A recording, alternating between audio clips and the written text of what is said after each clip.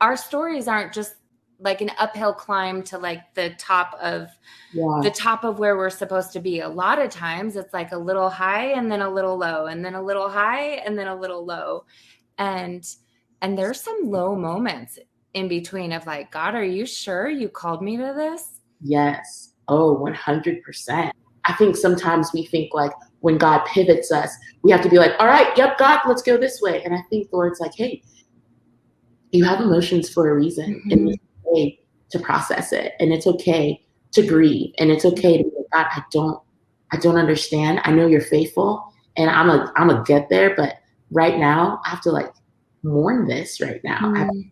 I mean, even Jesus wept with Lazarus. Like, yeah, it's okay to take a moment, to take a breath and recognize, oh, this isn't lining up, but not stay there. Mm-hmm. I'm reminded of that verse, those who sow in tears will reap with sheaves of joy. Mm-hmm.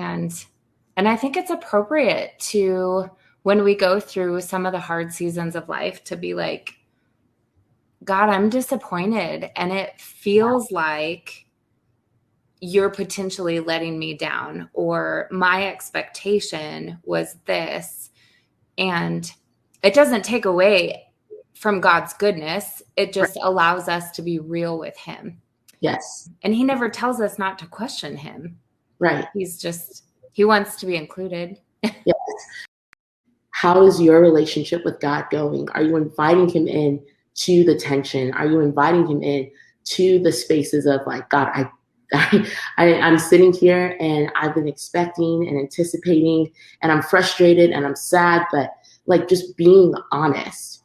And that's what I love about the gospel, is that what I love about Jesus is not this mold that you have to force yourself into. It is this thing where Jesus is like, hey, I'm transforming you from the inside out through the kingdom. Yeah. And through your experiences, through your story, through your heartache, through the ups and downs, I am using that to set other people free. And so instead of having to put on Saul's armor, what does it look like to fight? And what does it look like to lead with your slingshot and with your stone and with the unique talents and gifting that God's called you to, instead of trying to be something that you're not? Yeah.